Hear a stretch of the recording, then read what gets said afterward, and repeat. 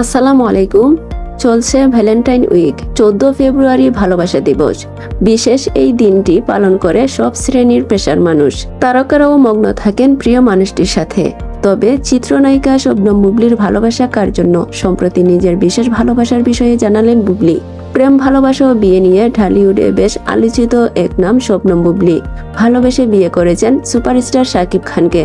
তবে সেই সংসার চিরস্থায়ী হয়নি। বর্তমানে একাই রয়েছেন এই নায়িকা। সঙ্গে তার একমাত্র সন্তান, আর তার স্পেশাল ভালোবাসা তার সন্তান শেহজাদ খান বীরের জন্যই। সম্প্রতি এক সাক্ষাৎকারে ভালোবাসা দিবস সম্পর্কে অভিমত জানতে চাইলে বুবলি বলেন, ভালোবাসা মানে আমার কাছে বিশ্বাস, সম্মান আর বন্ধুত্ব।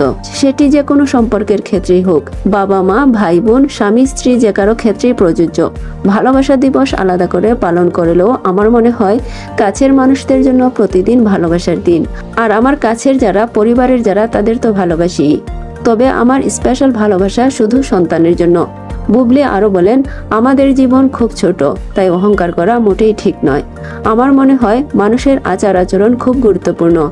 আমরা তো মানুষ, শেষ পর্যন্ত আমাদের মাটিতেই মিশে যেতে হবে। তাই আমাদের উচিত এমন কাজ বা আচরণ না করা যাতে অন্যরা কষ্ট পায়। বুবলি কিছুদিন আগেই পিনিক সিনেমার কাজ শেষ করেছেন। এই সিনেমায় তার বিপরীতে অভিনয় করেছেন আদর আজাদ। কক্সবাজার ও রামুর বিভিন্ন এলাকায় এই সিনেমার শুটিং হয়েছে। সিনেমাটি পরিচালনা করেছেন জাহিদ জুয়েল। এছাড়াও সিয়াম আহমেদের সঙ্গে জঙ্গলি সিনেমায় জুটি বেঁধে কাজ করছেন তিনি।